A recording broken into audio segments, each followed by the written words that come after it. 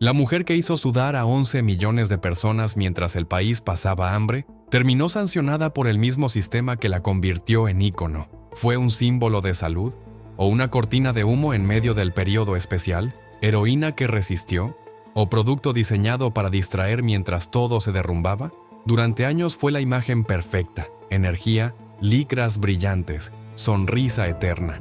Pero detrás de esa pantalla hubo prohibiciones, listas negras, linchamientos digitales y una frase que lo cambió todo: si mi mamá no va, yo no voy.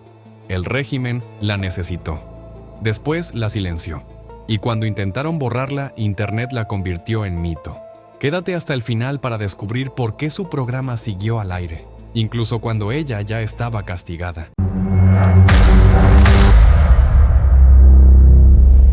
Rebeca Martínez la recuerdan como la instructora que hizo sudar a un país entero frente al televisor. La mujer de las licras brillantes, el cabello rubio impecable y la sonrisa fija que parecía no agotarse jamás. Un símbolo televisivo de los años 80 en Cuba. Lo que casi nadie menciona es lo que ocurrió fuera de cámara, que le prohibieron viajar junto a su propia madre, que su espacio fue retirado del aire sin explicaciones y que décadas después, con 58 años, fue blanco de burlas y ataques en redes sociales que la tildaban de desequilibrada. Su historia no es luminosa, es un reflejo áspero del sistema que la elevó. Antes de continuar, déjame en comentarios si conocías esta historia o es la primera vez que la escuchas, y si estás siguiendo este documental, escribe desde qué país nos miras. Todo esto nos ayuda a poder seguir sacando a la luz nuevas historias que otros prefieren no contar. Pensemos en una noche cualquiera de 1985 en La Habana. Son las 7 en punto. Tele Rebelde inicia su programación nocturna. No existe internet y el país solo dispone de 2 canales estatales. En miles de salas, las familias se acomodan frente al televisor como parte de una rutina inquebrantable. De pronto suena una melodía contagiosa, Racaracachán. La cámara encuadra a Rebeca, energía desbordada, cuerpo trabajado, vestuario fosforescente, entusiasmo inagotable.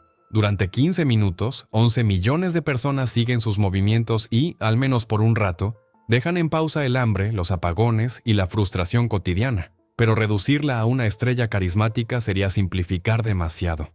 No fue una celebridad nacida al azar, ni el resultado exclusivo del talento o la suerte.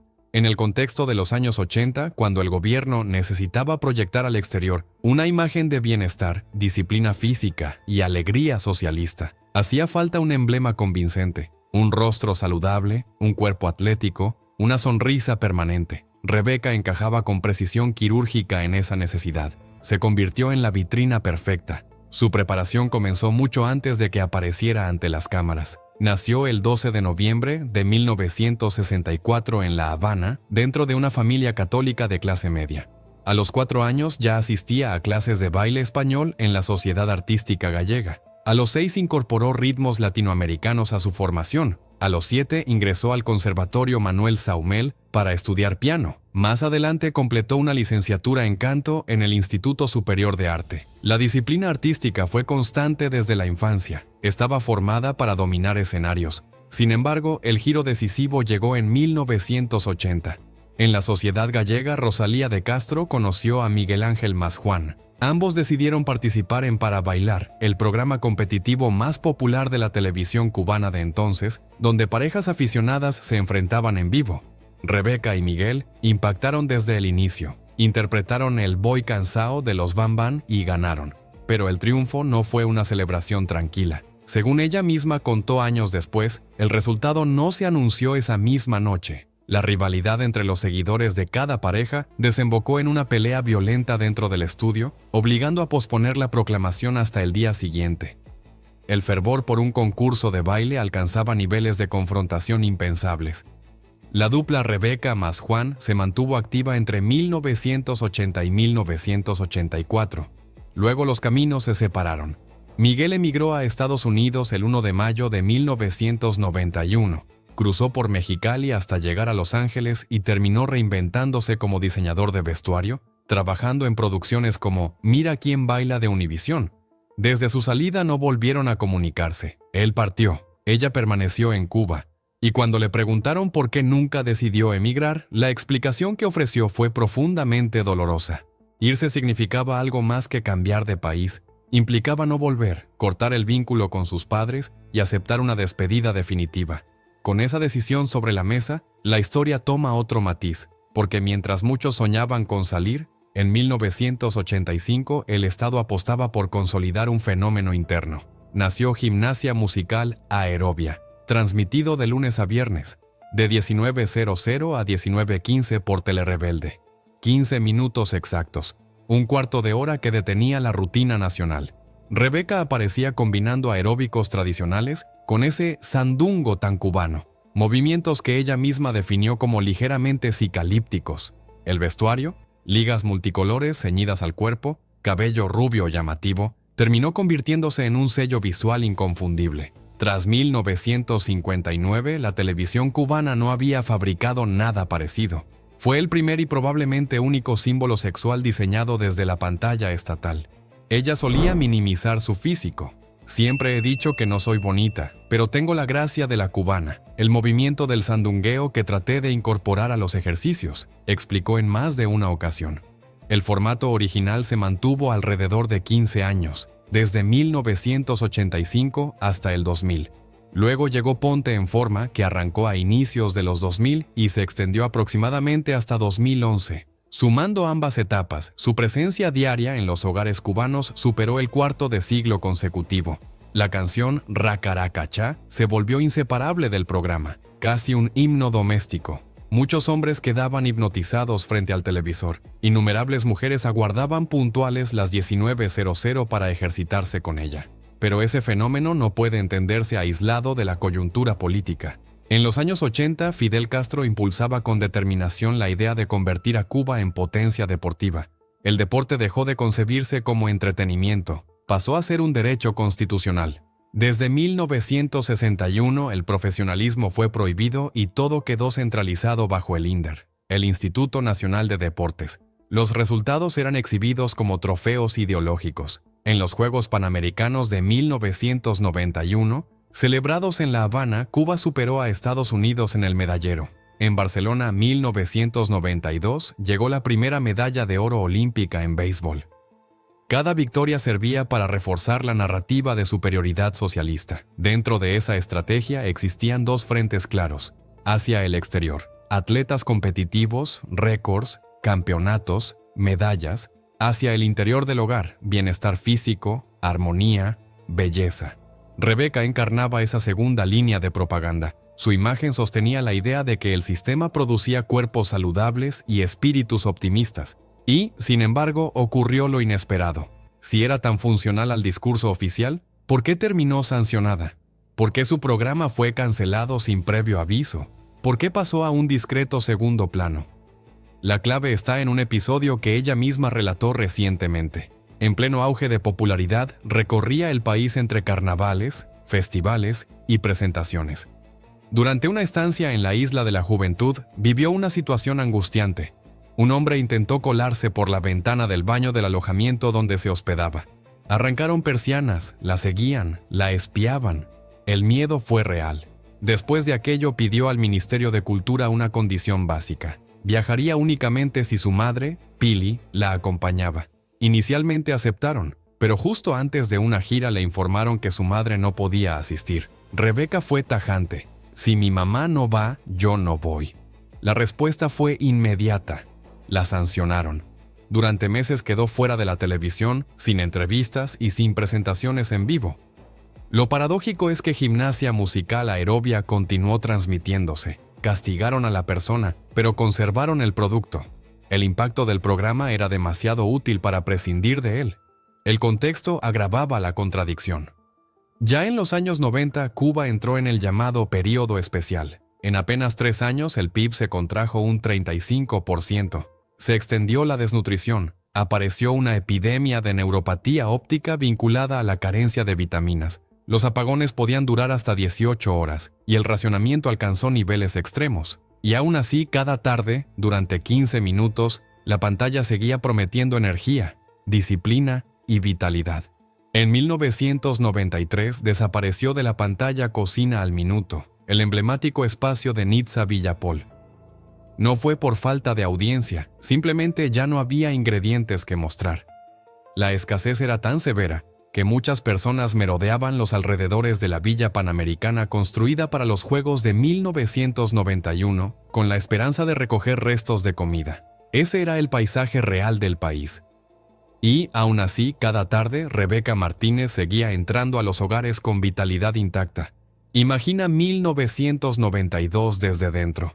12 horas seguidas sin electricidad, una semana sin probar proteína, niños con hambre. A las 7 en punto logras encender el televisor y aparece una mujer impecable, licras importadas, cabello perfecto, maquillaje sin fallas, moviéndose al ritmo de la música. Mientras en tu casa no hay corriente ni para un ventilador, el estudio donde se graba su programa dispone de aire acondicionado y generadores eléctricos. Un analista de medios en el exilio lo sintetizó de manera cruda. Los complejos deportivos levantados en cada pueblo no respondían a una vocación recreativa auténtica, sino a una necesidad política de distracción, una forma de desviar la mirada colectiva de los problemas estructurales. La televisión operaba como herramienta ideológica del partido. En ese engranaje, Rebeca funcionaba como sedante visual. Quienes vivieron aquella etapa recuerdan escenas domésticas tensas. Cuando comenzaba el programa, algunos maridos quedaban absortos observando los movimientos marcados por las licras ajustadas. Más de una esposa reaccionaba cambiando de canal o apagando el televisor, presa de los celos.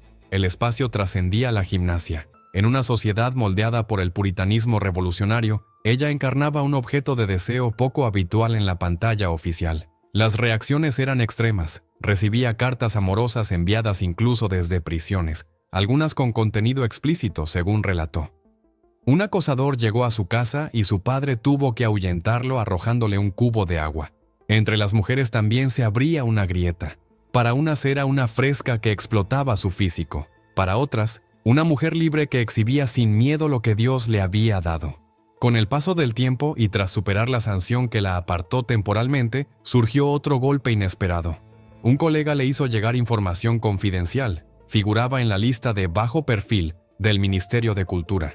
Eso implicaba exclusión de grandes galas, programas estelares y eventos nacionales. Al pedir explicaciones, recibió 2 argumentos.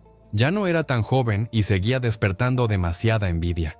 El mismo sistema que la había promovido mientras resultaba funcional, decidió relegarla cuando dejó de encajar en el molde conveniente.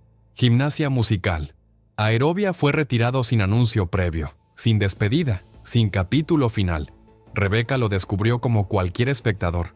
Encendió el televisor y el espacio ya no estaba. Llamó para averiguar y le confirmaron que había sido eliminado, sin ceremonia. Entonces ocurrió algo que no dependió de ninguna institución.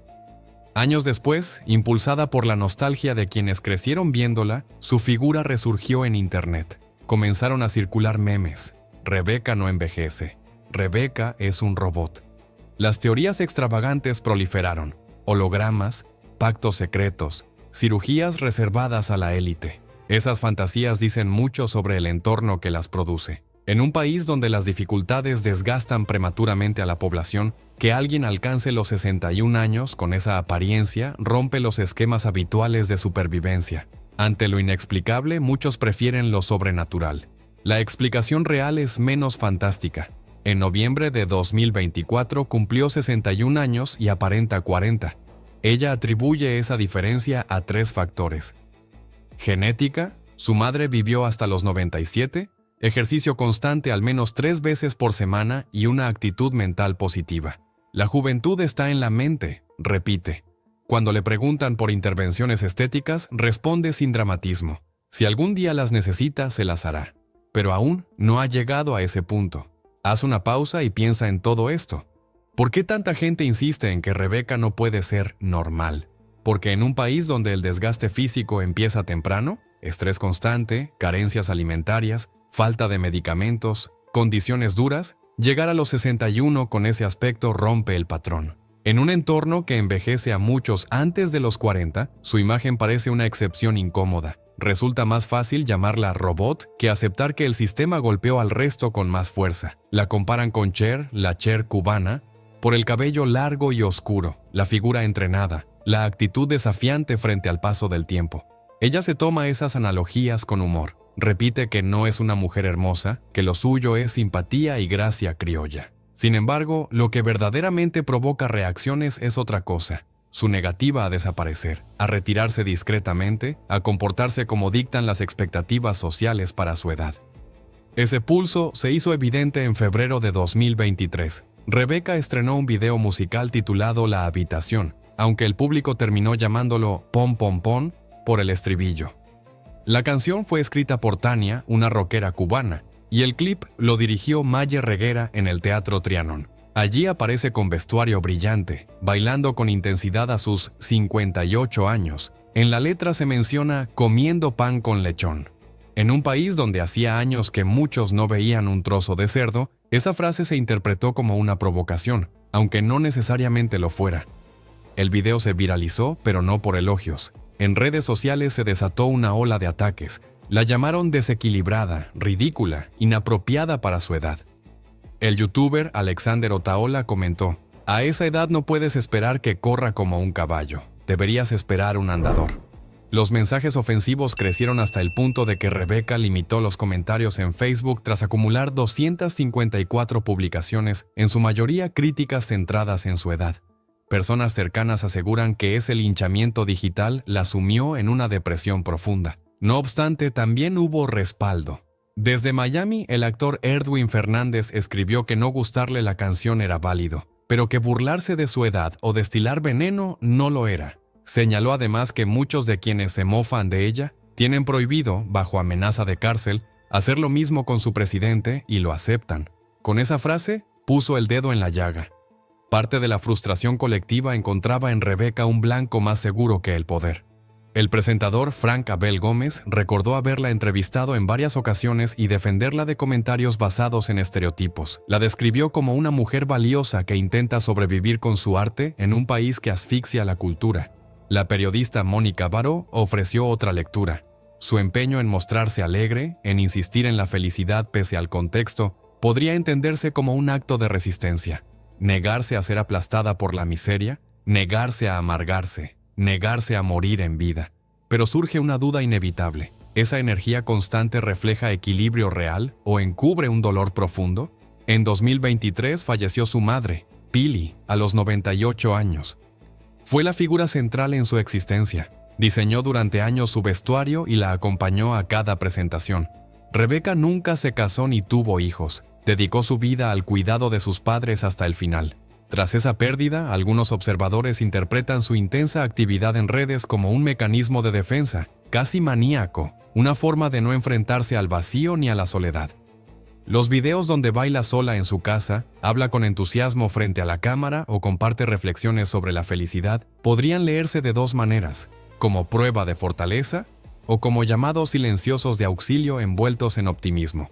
En el ambiente artístico de La Habana circulan comentarios insistentes: que Rebeca habría atravesado crisis emocionales, que sostener durante décadas la imagen de eterna juventud pesa más de lo que aparenta, que la muerte de su madre, el acoso en redes y el desplazamiento institucional la empujaron a momentos límite. Son versiones que se repiten en voz baja. Ella nunca ha hecho declaraciones públicas sobre su salud mental. Lo verificable es más concreto. Vive de manera sencilla en La Habana, sin un espacio fijo en la televisión. Sus apariciones son esporádicas, como la participación en Vivir del Cuento en 2023. En entrevistas recientes negó tener una vida de privilegios. «A mí nadie me ha regalado nada», afirmó. Explicó que el único automóvil que posee lo compró con el dinero ganado tras trabajar un año en un crucero. Antes caminaba junto a su padre porque no tenían vehículo y tampoco querían pedir botella. Mantiene presencia activa en redes, alrededor de 67,000 seguidores en Instagram y una página de Facebook dinámica. Durante la pandemia de COVID en 2020, reactivó sus rutinas bajo el título Ejercítate con Rebeca, apelando a la memoria colectiva. La respuesta fue inmediata. La nostalgia funcionó como combustible. En 2023 confirmó que tenía pareja, aunque prefirió no revelar quién era. Lo llamó con afecto mi caballito, en la vida real. Hasta ahí podría parecer la crónica de una artista que intenta sostenerse, pero el episodio del Porompón añadió otro giro. A pesar de la ola de burlas, el video alcanzó el puesto 10 entre los más vistos del programa Lucas. La paradoja es evidente. Muchos lo criticaban mientras lo reproducían, lo compartían y lo comentaban. Rebeca comprendió algo elemental en el mundo del espectáculo. El silencio es peor que la polémica. Para un creador, ser ignorado puede resultar más letal que ser cuestionado. Hoy su figura provoca lecturas enfrentadas. Para algunos representa la hipocresía del sistema, la imagen glamorosa que entretenía mientras el país padecía hambre. Otros la ven como producto de las circunstancias, una artista que operó dentro de las estructuras disponibles. También están quienes la interpretan como una resistente involuntaria, alguien que se niega a desvanecerse pese a la marginación. Hay una ironía difícil de esquivar. En los 80 y 90 su programa funcionó como anestesia colectiva. Ahora su discurso de optimismo parece servirle a ella misma como refugio. Antes fue herramienta de distracción oficial. Hoy su propia energía podría ser una manera de distraerse del vacío personal. Su trayectoria demuestra que en Cuba incluso los símbolos tienen fecha de caducidad. Se elevan, se explotan y cuando dejan de ser útiles, se apartan. Durante más de 25 años cumplió una función visible. Después llegaron la sanción, el desplazamiento y el silencio institucional. Ella, sin embargo, optó por aferrarse a lo que quedaba. Las redes, su imagen, la idea de que aún tiene un lugar. ¿Es cómplice o es víctima? ¿Sobreviviente o pieza de un engranaje que también la devoró? ¿Su alegría es convicción auténtica o un disfraz necesario? La pregunta final no es solo sobre ella. ¿La utilizó el régimen o ella utilizó al régimen para construir su carrera? ¿Qué decisión habrías tomado tú bajo las mismas condiciones? Deja tu opinión. Esta es la conversación incómoda. ¿Cómo se fabrican los mitos? ¿Cómo se exprimen y cómo se descartan? Si este análisis te hizo replantearte una figura que creías entender, suscríbete, activa la campana y comparte el vídeo con quien aún se aferra a las versiones oficiales. Nos vemos en la próxima entrega.